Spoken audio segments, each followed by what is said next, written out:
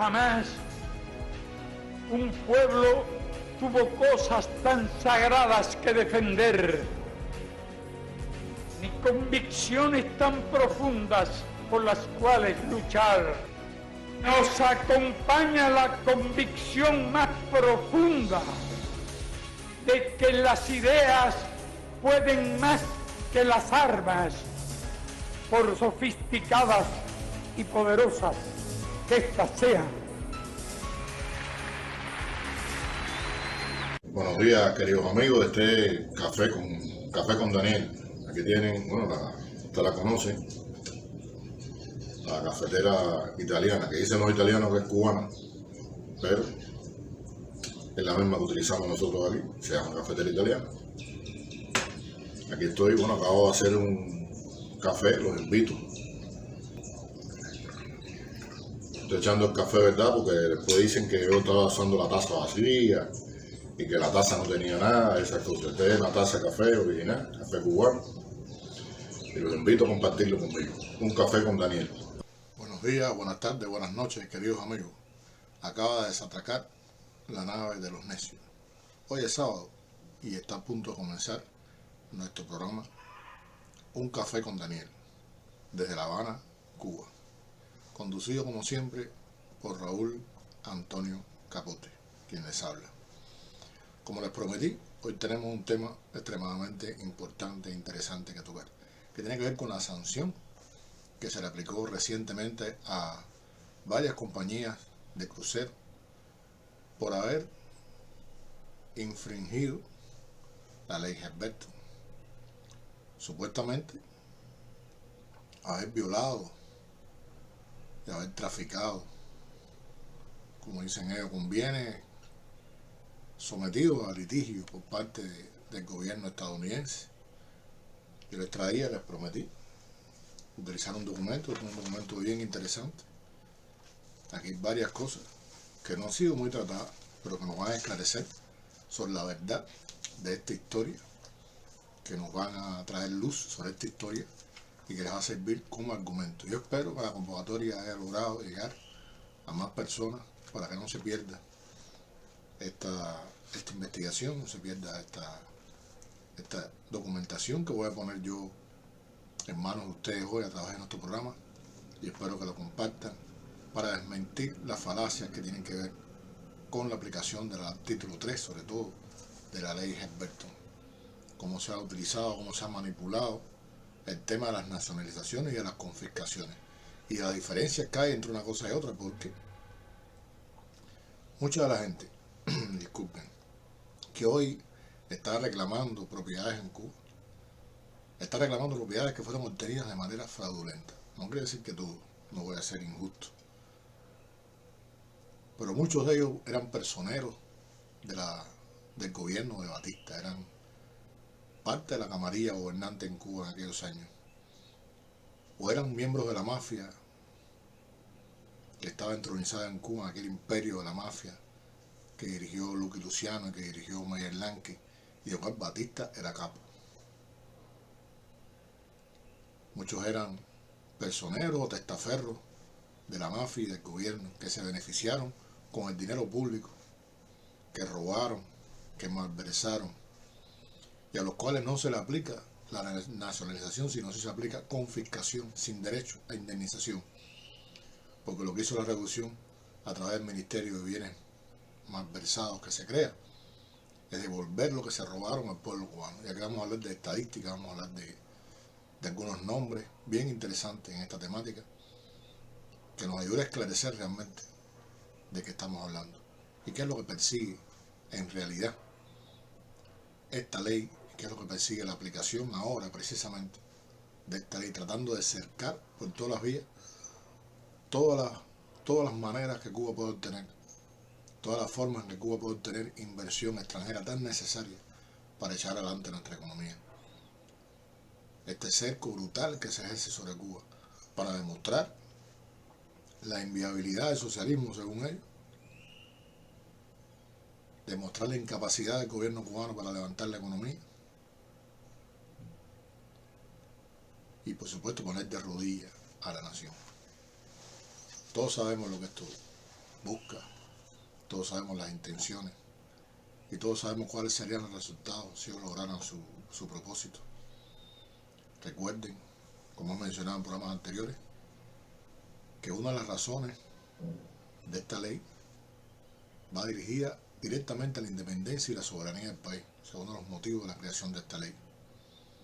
Porque incluso si tuviéramos un día un gobierno al estilo yanqui, si tuviéramos un gobierno marioneta de los yanquis, ese gobierno que tendría que pedir permiso constantemente hasta para respirar, con una constitución elaborada por ellos, incluso en esas circunstancias, ellos no levantarían el bloqueo hasta que Cuba no pague la famosa deuda que va más allá de los 90.000 millones. Y aplicarían la fórmula que utilizó el imperio francés contra Haití en su momento. O sea, nosotros no podemos pagar los 90.000 millones de ninguna manera. Tendríamos que pedir un préstamo a los bancos estadounidenses. Y Cuba tendría que... ¿Cuánto tardaría Cuba? Sería la pregunta mejor. ¿Cuánto nos demoraríamos?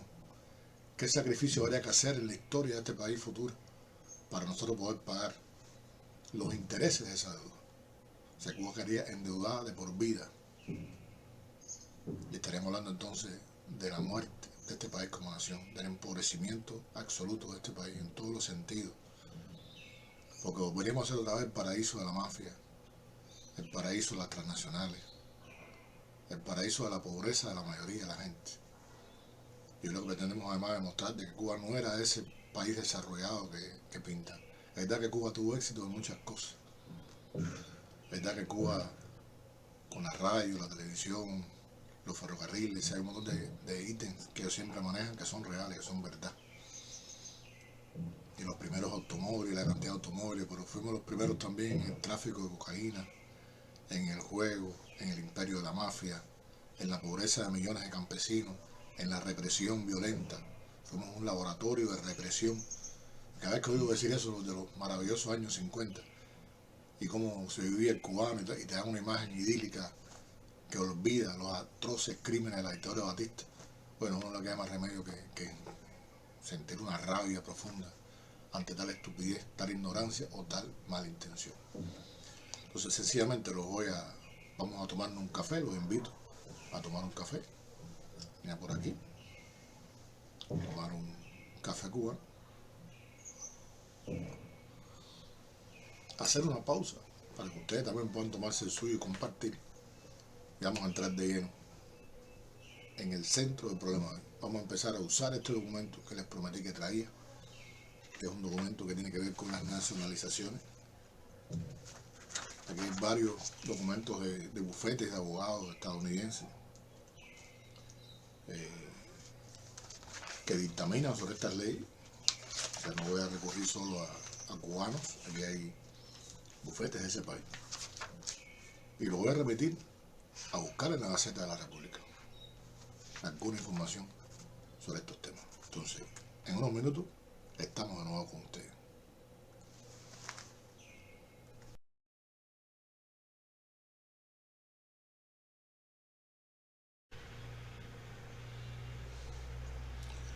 Bueno, continuamos con nuestro café con Daniel de este sábado. Como les decía, voy a trabajar con un documento que tiene que ver con el proceso de nacionalización en Cuba. Un documento que se llama así, Proceso de Nacionalización e Indemnización, hecho por la doctora Olga Miranda Bravo, vicepresidenta en aquel momento de la Asociación Cubana de Derecho Internacional. Aquí tengo en mi mano un grupo de documentos de bufetes estadounidenses. O sea, tenemos material aquí para trabajar sobre la ley Helms-Burton, el tiempo que hasta que nos aburramos para hablarlo en cubano. Pero hay algunas cosas que son interesantes que quisiera, porque hemos hablado del castigo de las navieras sobre la base de una supuesta pertenencia a una compañía. Ya en el programa anterior hablamos de la sanción a los cruceros, lo que busca paralizar la inversión extranjera en Cuba, lo que busca es disuadir a cualquier persona que quiera invertir en Cuba. Cualquier extranjero que quiera invertir en Cuba sabe que puede enfrentar una acusación de este tipo y pagar cifras millonarias por la aplicación del título 3 de la ley Helms-Burton.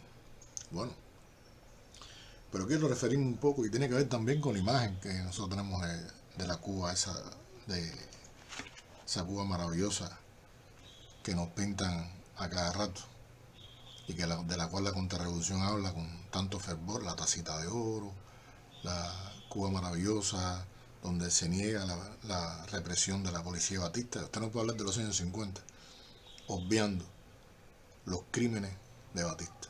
Usted no puede hablar de esos años sin hablar de la represión. Usted no puede hablar de cómo Cuba se convirtió en un laboratorio que después sirvió para aplicar medidas iguales, para aplicar represión igual en el resto de América Latina. Cómo en Cuba se experimentó con la tortura electrónica, cómo se crearon organizaciones como el BRAC, Buró de Represión de Actividades Comunistas, cómo se aplicaron y se experimentó sobre el terreno un grupo de estrategias de represión, de tácticas de represión y de instrumentos de represión para poder controlar al continente que comenzaba con el ejemplo de Cuba a seguir su propio camino. Y es muy importante que nosotros veamos estas cosas y sepamos sobre la realidad de lo que está aconteciendo en nuestro país. Quiero decirle a ustedes, señores, que el 1 de enero del 59 las reservas internacionales brutas en oro y dólares de Cuba eran inferiores a 70 millones de pesos.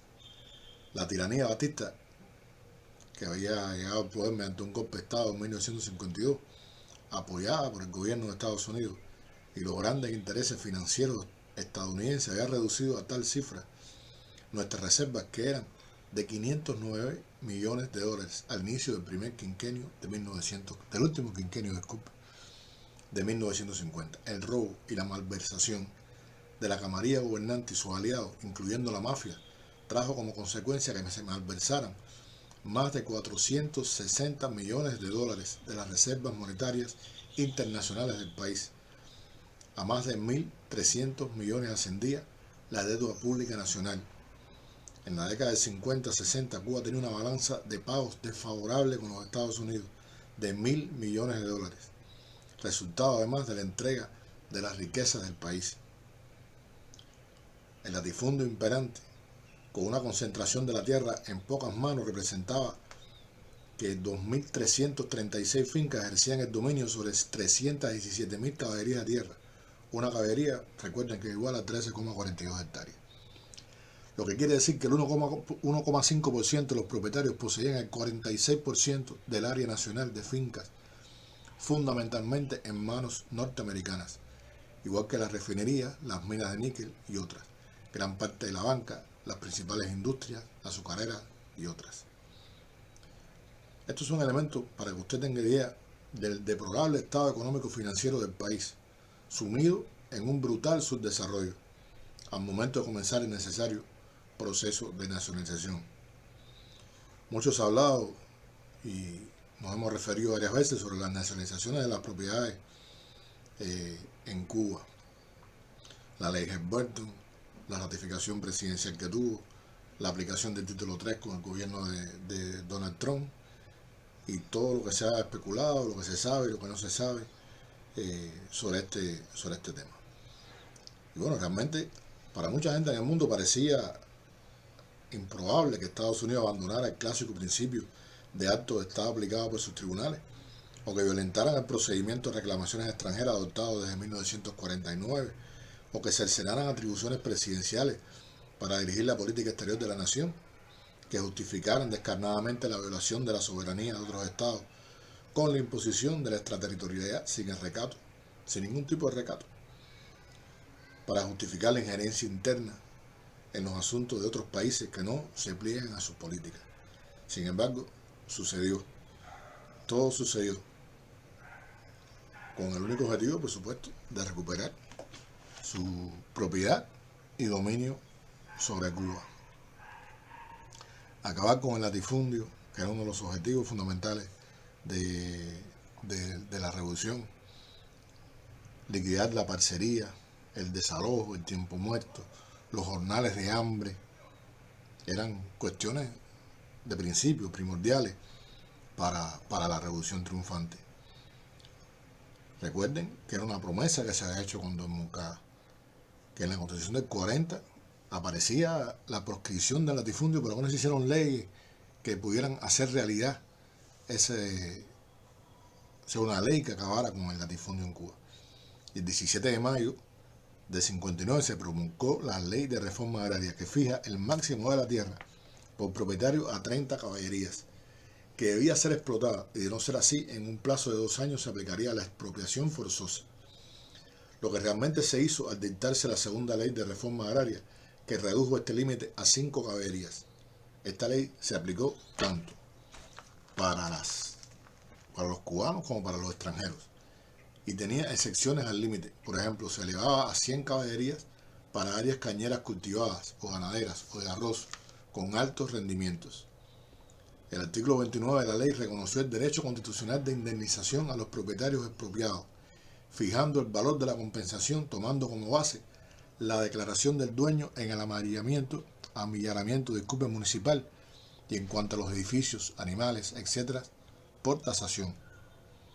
Se dispuso la emisión de bonos de la República denominados bonos de la reforma agraria, que devengarían un interés anual no mayor del 4,5%.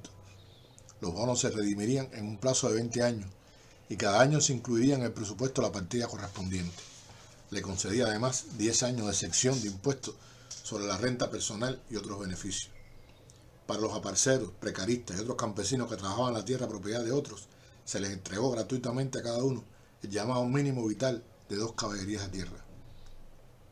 Al año siguiente, el 6 de julio de 1960, se dicta la Ley 851, complementaria al artículo 24 de la Ley Fundamental de 1950, que retomó el principio de expropiación forzosa por causa de utilidad pública. La Ley 851 facultaba al presidente de la República y al primer ministro, la estructura que tenía en aquella época el gobierno, para nacionalizar la propiedad norteamericana en Cuba mediante una resolución conjunta. El artículo 24, que se aplicó a todo proceso de expropiación forzosa, era el siguiente. Artículo 24, y leo el documento. Se prohíbe la confiscación de bienes, pero se autoriza la de los bienes del tirano depuesto el día 31 de diciembre de 1958 y de sus colaboradores, los de las personas naturales o jurídicas responsables de delitos cometidos contra la economía nacional o la hacienda pública, los bienes de las personas que se enriquezcan o se hayan enriquecido ilícitamente al amparo del poder público, y los de las personas que fueron sancionadas por la comisión de delitos que la ley califica de contrarrevolucionarios, o que para evadir la acción de los tribunales abandonen en cualquier forma el territorio nacional, o que habiéndolo abandonado realicen actividades conspirativas en el extranjero contra el gobierno revolucionario. Ninguna otra persona natural o jurídica podrá ser privada de su propiedad si no es por autoridad competente, por causa de utilidad pública o de interés social o nacional. La ley regulará el procedimiento para las expropiaciones y establecerá los medios y formas de pago, así como la autoridad competente para declarar la causa de utilidad pública o interés social o nacional y la necesidad de expropiación. Quedó definido muy claro el principio de expropiación forzosa por causa de utilidad pública, con su compensación y forma de pago debida, y su diferencia con los casos de confiscación, que en este caso de confiscación no había derecho alguno a compensación.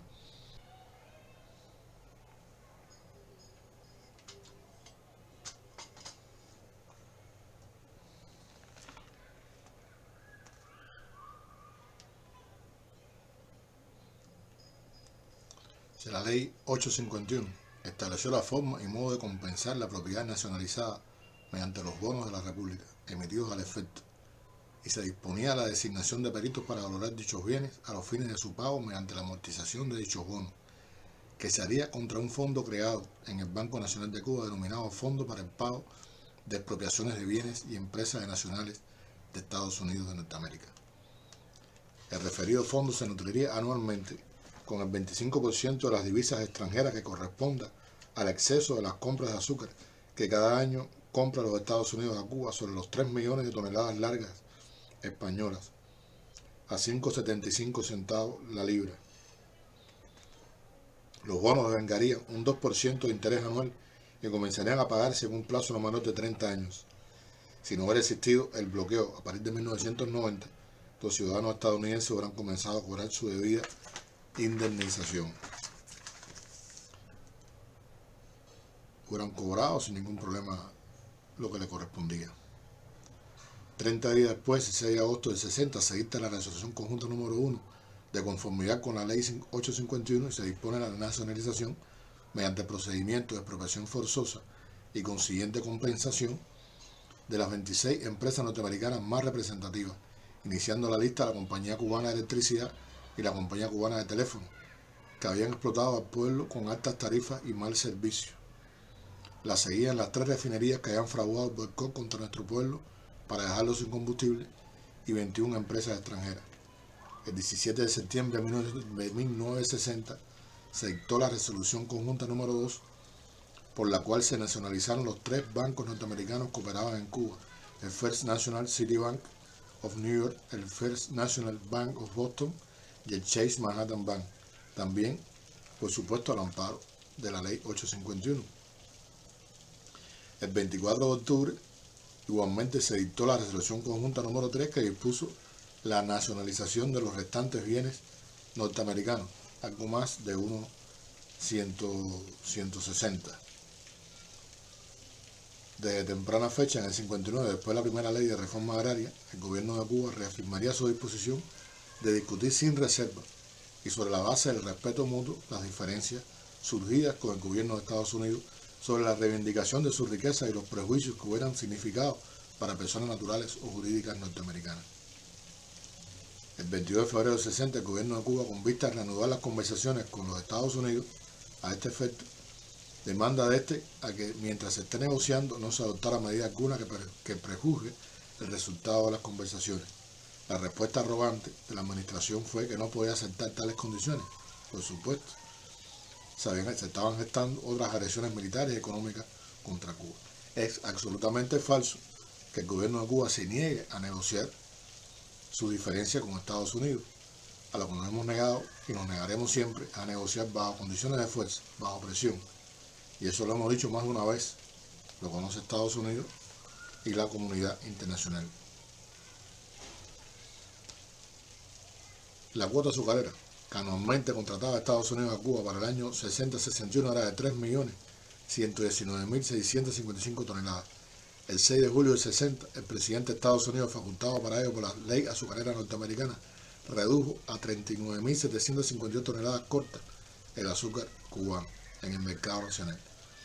Posteriormente, el 16 de diciembre del 60, mediante el programa presidencial 3383, determinó que para el primer trimestre de 1961 la cuota sería 0, y el 31 de marzo del 61, mediante el proclama presidencial 3401, dispuso que continuara siendo 0 y así sucesivamente hasta que en el 62 la cuota azucarera se canceló y se distribuyó entre otros países del área. Conscientes de que la forma de pago era el azúcar, cortaron esta perjudicando así a sus ciudadanos, pues hizo impracticable la ley 851. Después ya sabemos lo que vino: el bloqueo total, la ley Helberton. Y bueno, un ejemplo de la voluntad de Cuba en el sentido de que Cuba estuvo dispuesto a compensar, indemnizar, fue lo que pasó con otros países. O sea, se establecieron acuerdos y se han establecido acuerdos con muchos países en el mundo. Se llevaron a cabo acuerdos con el gobierno, entre el gobierno de Cuba y Francia, en un documento firmado en marzo del 67 que permitió compensar, indemnizar a los propietarios franceses en Cuba. Igual se logró con el gobierno de la Confederación Suiza, se negoció con el Reino Unido de Gran Bretaña, se convenió con el Reino de España un pago durante 20 años de las compensaciones, con el gobierno de Canadá la liquidación de reclamaciones a los canadienses, que se realizó el 7 de noviembre de 1980, y así Cuba ha liquidado también reclamaciones no tan grandes como esta, porque eran menos los propietarios, con gobiernos de Italia, de México, etcétera, de ciudadanos nacionalizados, de ciudadanos de esos países que fueron nacionalizados en Cuba. Se abrieron varios capítulos buscando el pago de la liquidación de reclamaciones internacionales a los Estados Unidos, amparado en la ley de 1949 de ese país, pero no se logró absolutamente nada. O sea, no hubo manera de llegar a un acuerdo. Ellos hicieron todo lo posible por llegar a un acuerdo, y bueno, después se siguió arreciando el bloqueo. Vino la ley Torricelli, vino la ley Helberton, y así diferentes leyes que casi cerraron cualquier tipo de... Ahora, hay un elemento que es muy importante y que voy a insistir sobre eso, ya lo mencionamos más adelante, que es que en esos años, independientemente del proceso de nacionalización, se efectuó la confiscación de los bienes malversados mediante procedimientos establecidos en la ley, tanto por la vía judicial como administrativa. Incluso tal era la magnitud del fraude y el robo que se creó el Ministerio de Recuperación de Bienes Malversados para determinar en cada caso, mediante escrupuloso expediente, los bienes malversados. Puede encontrarse en la Gaceta Oficial de la República de aquellos años la relación de personas naturales o jurídicas sancionadas, por supuesto. Como la confiscación presupone un hecho punible, estos casos no llevan compensación alguna. De ahí su diferencia sustancial con la nacionalización, que no es una sanción que conlleva la indemnización adecuada. Para confundir y encubrirse, muchos de los pretendidos reclamantes de la Halliburton de origen cubano fueron realmente confiscados y no nacionalizados, por lo que no tienen ningún derecho a compensación ni a reclamar absolutamente nada. Tenemos el caso, por ejemplo, de los herederos de Meyer Lansky, el mafioso, que andan por ahí reclamando compensaciones, por las propiedades de la mafia, por las propiedades de Meyer Lansky en Cuba. Y eso, por supuesto, señores, no tiene ningún tipo de solución. Eso fue conquistado. Estamos en presencia de actos que incluso violan elementos de la propia Constitución de los Estados Unidos para imponer la extraterritorialidad de una ley y castigar al pueblo cubano por su insumisión. Y eso es la ley Halliburton. Por eso la bautizaron los pueblos como engendro diabólico. Es un arma de guerra no convencional para rendir una nación soberana, pasando por encima de todos los principios del derecho y obviando sus propias leyes. Es una aberración legal en la que se basan por imponer multas millonarias a bancos extranjeros, navieras, aerolíneas, compañías de cruceros, empresas, de todo. Y para reclamar deudas que no proceden, no solo por los años transcurridos, sino porque en su momento hicieron todo lo posible para impedir las compensaciones estipuladas, pero sobre todo para reclamar lo absurdo usan la ley Halliburton. Y absurdo es que le devolvamos a los malversadores del régimen de Batista su fortuna y propiedades malavidas. Absurdo es que le devolvemos a esta gente, malversadores, ladrones del erario público, mafiosos y testaferros, los bienes que le fueron confiscados, los bienes de la botella, los bienes de que se robaban para negocios particulares, dinero de fondos públicos, dinero de los fondos de la nación, con los que se construyeron obras que después eran explotadas por la mafia o por la camarilla de Batista, con dinero público que después servía para enriquecer de manera privada a esas personas que no iba a parar, por supuesto, a los bancos ni regresaba al pueblo. Insisto, el desfalco de la cuadrilla batistiana, sus aliados, la mafia y el estafario nacional alcanzó los 460 millones de dólares de la época de las reservas monetarias del país. Dejaron al país endeudado, 1.330 millones de pesos de deuda pública. Fíjense ustedes, 70 millones de pesos, 70 millones era la reserva bruta en oro que dejaron a esta gente, de 509 millones que existían al inicio de la década. El paraíso de impuesto, paraíso de la mafia, impuesto por Fulgencio Batista a terror y muerte, se utilizaba para construir los inmuebles que utilizaría la mafia para su peculio y para beneficiar a sus cofrades. Esos fueron los señores que, amparados en la Halliburton, pretenden recuperar los bienes robados a su pueblo, mediante el mafioso recurso de la extorsión a escala internacional. Bueno, me hizo un jugador cubano que si traje a Motica al programa. Y bueno, Motica es invitada especial al programa. Esto fue un regalo que me hizo un amigo para mejorar el audio, para ver si mejorábamos más aún el audio del programa, que ha mejorado muchísimo, indiscutiblemente. Hemos mejorado mucho comparado a como empezamos. Y así poco a poco van llegando algunas cosas.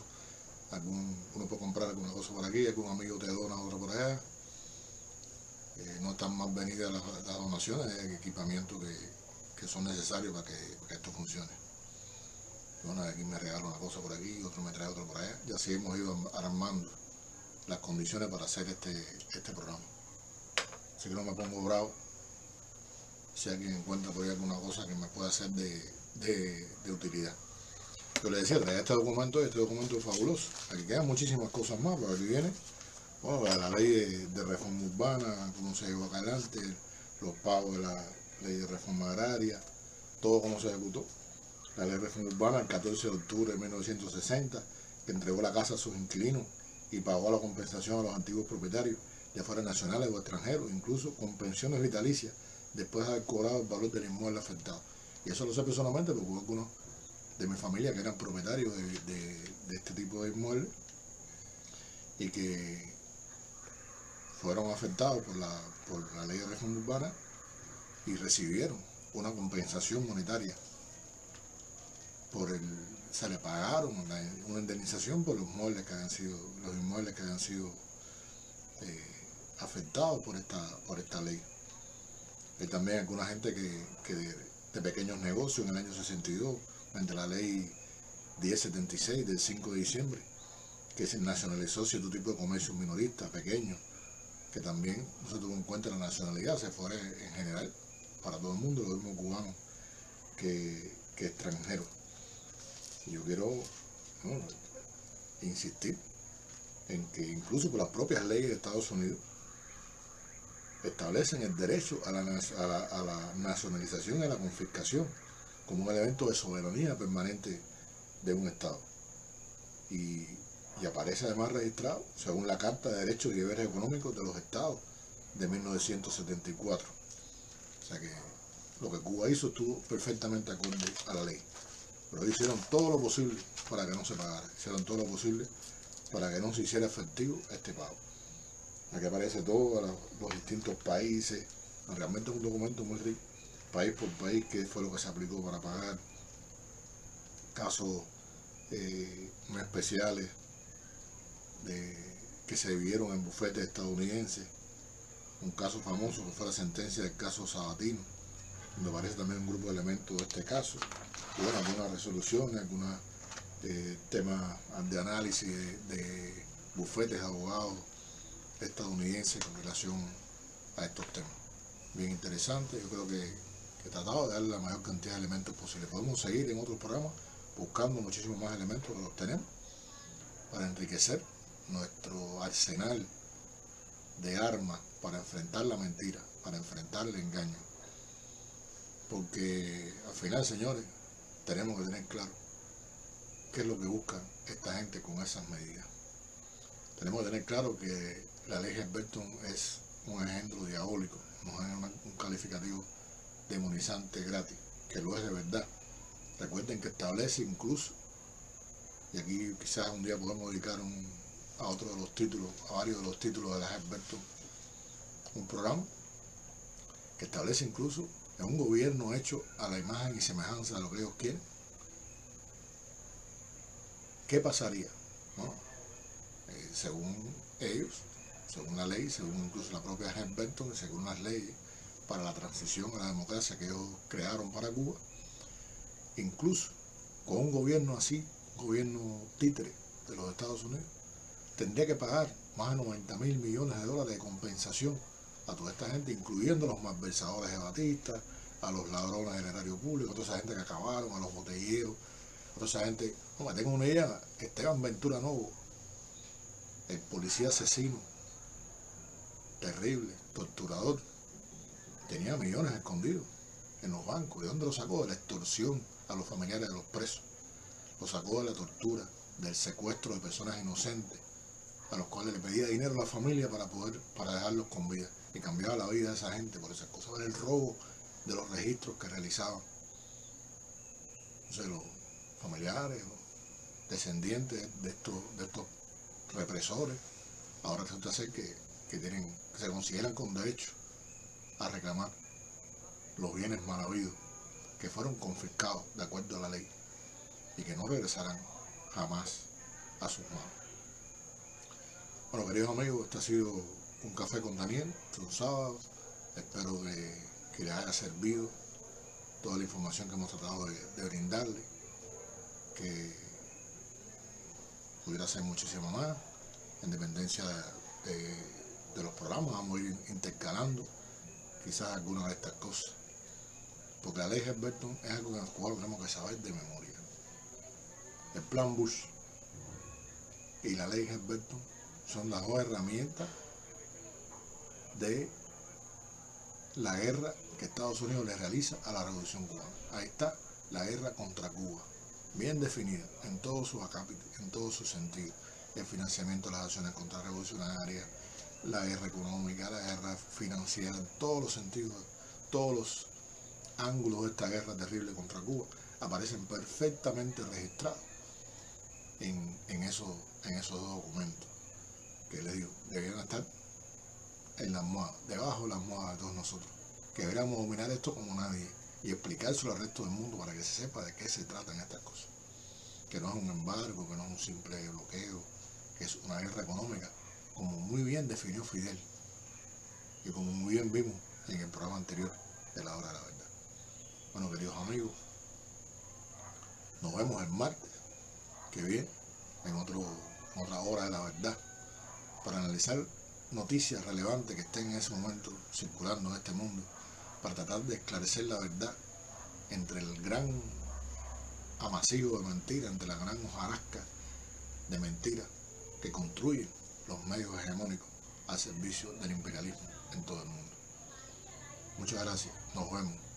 Ha sido Raúl Antonio Capote, desde Cuba, territorio libre en América.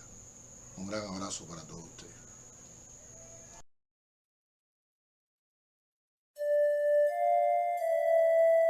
La tiranía ha sido derrotada. La alegría es inmensa. Y sin embargo, queda mucho por hacer todavía. No nos engañemos creyendo que en lo adelante todo será fácil. Quizás en lo adelante todo sea más difícil. Hey yo, el sol que despertó en enero vibró de emoción. Huyó el tirano y ha ganado la revolución. Otra es la canción que revienta en las gargantas, porque al son de los rebeldes ahora es el pueblo el que canta. Esta vez del pobre sanarán las cicatrices. Esta vez si entraron en Santiago los mambrices, raíces de un Martí que abrió su lecho esa mañana y fue a la diestra del barbudo al frente de la caravana. La Habana está en el horizonte y en la trayectoria. Sonrisas de victoria son ofrenda de lealtad. La realidad da vítores a quien sobre la historia ha escrito con su letra el nombre de la libertad. El nombre de la libertad. Un pueblo se despierta a acompañarla. Preparen para las puertas y ventanas. De oriente hasta occidente infinidad aclaman a la caravana de la libertad. Un pueblo se despierta a acompañarla. Preparen para las puertas y ventanas. De oriente hasta occidente infinidad aclaman a la caravana de la libertad. Las calles se desbordan a bendecir el paso de aquellos artesanos de la real soberanía. Palomas sobre el hombro marcan el fin del ocaso. Sin embargo queda mucho por hacer todavía. Con todo se fue edificando aquel sueño martiano de patria que inspiró la lucha de nuestros ancestros. En torno al Caguairán se unieron con vigor las manos y fundaron ante el rostro ceñudo del maestro. Subimos por la ruta del programa del Moncada. Vivienda, tierra, empleo con salud y educación. Se defendió con sangre la conquista alcanzada y emergió consolidada nuestra gran revolución. Enfrentando vientos de feroces huracanes, desafiando la ira de un imperialismo cruel. Un pueblo multiplica sus estirpes de titanes por esa fuerza indomable a la que llamamos Fidel. Sé además que nunca más en nuestras vidas volveremos a presenciar una muchedumbre semejante, excepto en otra ocasión, que es el día en que muramos, porque nosotros jamás defraudaremos a nuestro pueblo. Tal como se anunció, vuelven a verse muchedumbre, colmando cada palmo de esta tierra enardecida. Los vítores aclaman con nudos en la garganta a quien cumplió con creces con la obra de la vida. Con rostros empapados ya le ve partir La Habana, entre un mar de banderas que gritan yo soy Fidel. Solo victorias que acompañan a esta caravana, jabonada con el compromiso de ser como él. Un grano de maíz en su cuartel, porque en él cabe toda la gloria del mundo que su fe perpetuará. Erguido y a la diestra de su apóstol que bien sabe que el pueblo cubano vencerá. Que el pueblo cubano vencerá. Ven las banderas.